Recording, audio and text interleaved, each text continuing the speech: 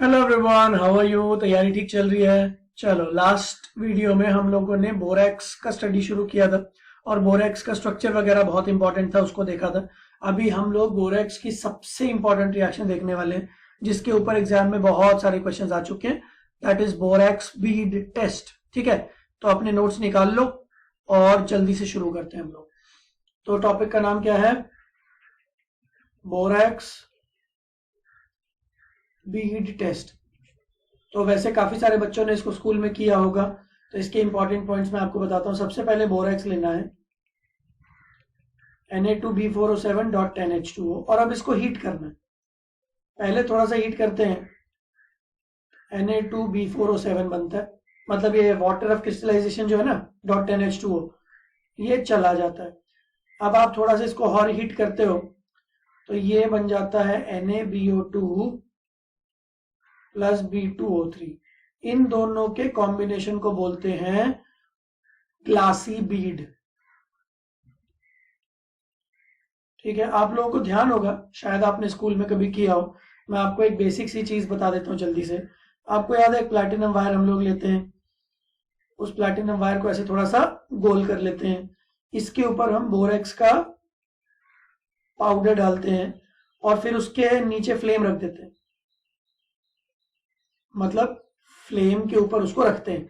तो क्या होता है, जब वो काफी हीट होता है तो ये सारी रिएक्शन होती है और इवेंचुअली हमको दिखता है कि थोड़ा सा ये जो प्लैटिनम का वायर है, देखो असली प्लैटिनम तो नहीं होता है, 70-80 रुपए का मिलता है जो बाजार में, बट ठीक है, वो थोड़ा सा प्लैटिनम थोड़ा सा मिक्स ऐसा होता है। तो प्लैटिनम वायर के ऊपर यहाँ पे ना मुझे ग्लासी बीड सी दिखने लगती है, ये ग्लासी बीड सी मुझे दिखने लगी। अब हम लोग क्या करते हैं, देखो ये क्वालिटेटिव एनालिसिस का पार्ट है। मान लो मुझे एक छोटे से चीज में एक पाउडर दिया हुआ, ठीक है, और मुझसे बोला गया कि पता कर क्या हो ये पाउडर किस चीज का है। ठीक है, मतलब it can be copper sulphate, it can be निकल, इट कैन बी मैंगनीज। तो जो बेसिक रेडिकल्स है ना, जैसे कोबाल्ट, जैसे कॉपर, जैसे निकल, जैसे मैंगनीज, जैसे क्रोमियम, तो हम लोग ये पता करते हैं कि भाई इनमें से कौन है। तो इनमें से कौन है पता करने का पहला स्टेप है बोरेक्स बीड टेस्ट। ये एक प्रीलिमिनरी टेस्ट है, एक बार इससे थोड़ा सा मुझे इंडिकेशन मिलेगा तो मैं कंफर्मेटरी टेस्ट भी करूंगा।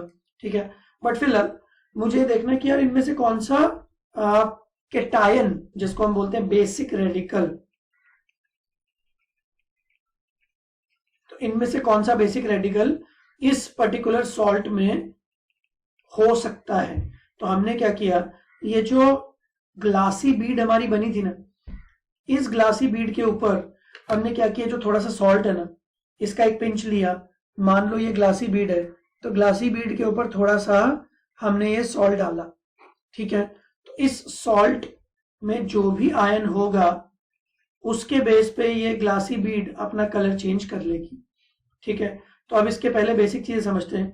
ग्लासी बीड में जो ग्लासी अपीयरेंस है ना, वो आता है NaBO2 की वजह से। ठीक है, और जो B2O3 है वो एक्चुअली कोबाल्ट से, कॉपर से रिएक्ट करके कलर चेंज करती है। ठीक है, तो इसकी वजह से कलर्स आते हैं। तो पहले तो फटाफट अपने नोट्स में लिख लो, Na2B4O7 को से शुरू किया, हीट करते करते हम लोग यहां तक पहुंच गए। ये है हमारी ग्लासी बीड, इसके ऊपर हम सॉल्ट या जो भी चीज है, जो भी पाउडर हमको दिया हुआ है वो डालेंगे, और उस पाउडर का जो भी कलर आएगा वो कलर देख के हमको पता चलेगा कि कौन सा बेसिक रेडिकल उस पर्टिकुलर पाउडर या उस पर्टिकुलर सैंपल में प्रेजेंट था। ठीक है, तो मैं अभी आपको जल्दी से बता देता हूं। हाँ, यहां तक लिख लिया, आगे बढ़ता हूं मैं। अब देखो, मान लो मेरे पास कोबाल्ट सल्फेट था, मान लो एक छोटे से कंटेनर में हमको दिया हुआ था। तो पहले सजेस्टेड ये होता है कि आप हीट वीट कर लो इसको भी। ठीक है, तो हमने उसको लेबोरेटरी में हीट करके छोड़ दिया थोड़ी देर के लिए।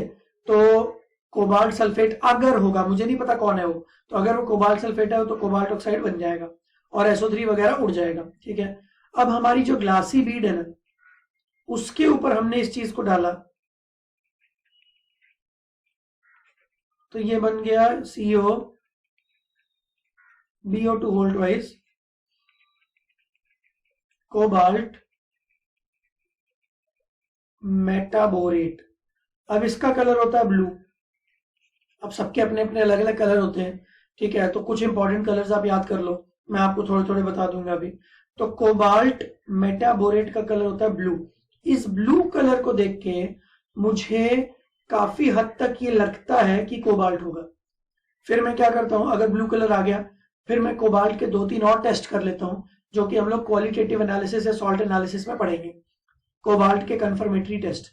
बट फिलहाल बोरेक्स बीट टेस्ट ने ये ब्लू कलर देके मुझे हिंट दे दिया कि कोबाल्ट हो सकता है। ये बात समझ में आई क्या? अगर कॉपर होता तो क्यूप्रिक मेटाबोरेट, इसका कलर होता है डार्क ब्लू। तो देखो लाइट ब्लू और डार्क ब्लू में बहुत ज्यादा डिफरेंस तो नहीं है, बट चलो कम से कम ये ब्राउन तो नहीं है, चलो कम से कम ये पिंकिश वॉलिटिश तो नहीं है। तो जैसे निकल मेटाबोरेट है, इसका कलर होता है ब्राउन, ठीक है। तो ऐसे कुछ इंपॉर्टेंट कलर्स हैं। मैंगनीज का कलर होता है पिंकिश वॉलिटिश, ठीक है। तो कम से कम अगर ब्लूइश कलर आ गया तो मुझे पता चला कि यार या तो कोबाल्ट हो सकता है या कुछ केस में कॉपर हो सकता है। तो अपन एक काम करते हैं, कॉपर का भी एक कंफर्मेटरी टेस्ट कर लेते हैं, कोबाल्ट का भी एक कंफर्मेटरी टेस्ट कर लेते हैं, तो उससे थोड़ा आइडिया मिल जाएगा हमको। ये बात सबको समझ में आ रही है?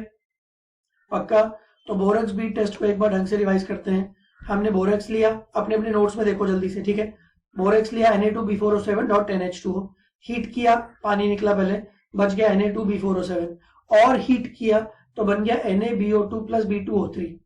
रट लेना, borax bead test inorganic chemistry का one of the most important test है, ठीक है। अगर कुछ ही चीजें रटनी है ना, अगर आपके एग्जाम में कुछ ही दिन बचे तो भाई ये चीज तो पक्का रट लो, ठीक है। ठीक है, तो NaBO2 + B2O3 बन गया। अब पहली चीज, ग्लासी अपीयरेंस किसकी वजह से आता है? ये क्वेश्चन पास्ट ईयर्स में आ चुका है, तो आंसर है NaBO2, ठीक है।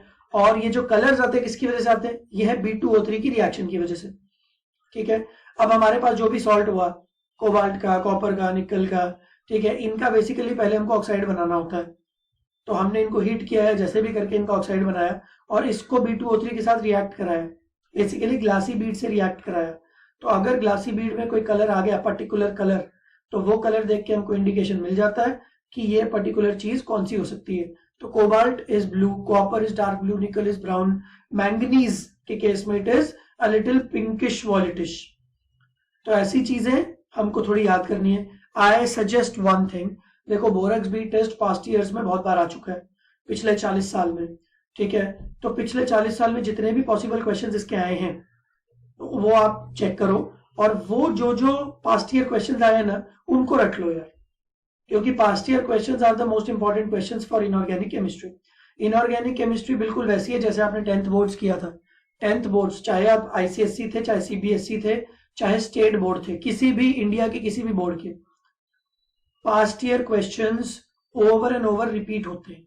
कभी कभी स्टाइल ऑफ आस्किंग चेंज हो जाता है, but past year questions repeat तो होते ही हैं, ये हम सबको पता ही है, ठीक है। तो हम लोगों को क्या करना है, पास्ट ईयर क्वेश्चंस उठाने और topic by topic past year questions को याद कर लेना। तो उन्हीं में से कोई ना कोई क्वेश्चन आता है।